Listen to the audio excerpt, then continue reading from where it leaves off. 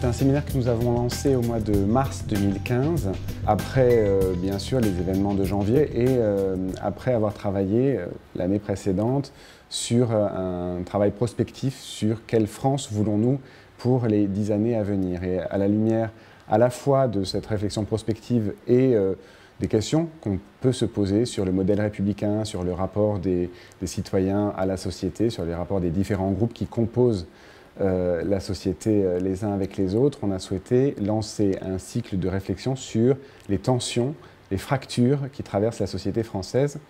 On l'a mené du mois de mars au mois de juillet 2015 en une douzaine de séances.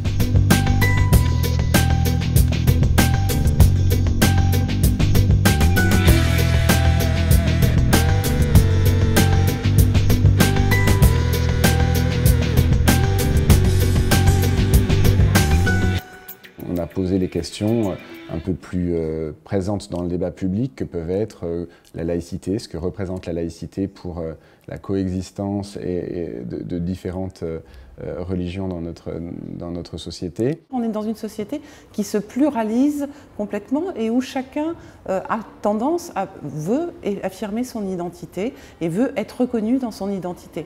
Et donc, il me semble que la laïcité doit prendre en compte tout ça, doit permettre de prendre en compte la diversité des gens afin qu'ils vivent ensemble de manière la plus paisible possible.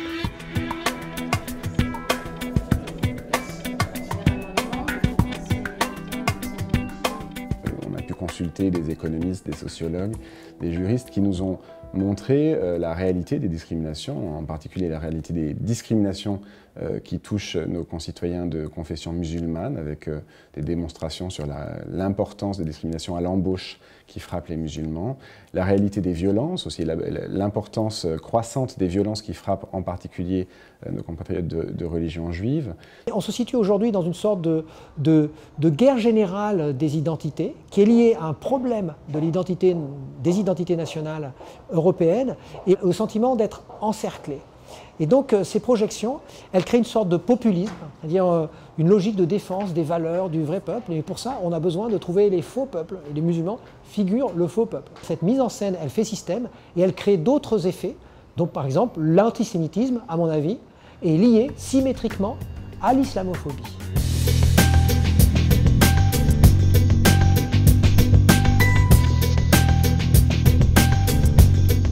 Nous terminons ce cycle par une séance sur la question de la radicalisation des jeunes et de la protection des jeunes contre le risque d'endoctrinement anti-républicain. Et on a fait le choix de traiter à la fois la question des départs dans les zones de conflit syriennes, irakiennes, et la question de l'extrémisme radical politique, essentiellement d'extrême droite. Et je constate que dans la vision du monde de ces radicalités politiques que tout semble opposer, il existe des points de rapprochement. C'est toujours le même schéma de l'oppression de l'individu par une minorité qui est présent. C'est toujours la même paranoïa, c'est toujours la même vision binaire du monde, la même vision manichéenne du monde. Et c'est toujours la même volonté de résoudre les conflits sociaux, les conflits idéologiques, non pas par le débat, par le vote, mais par l'action violente. Donc c'est en cela que la réunion d'aujourd'hui prouve d'abord l'intérêt des pouvoirs publics pour la prévention des radicalismes politiques, et puis d'autre part la nécessité de croiser les champs d'études.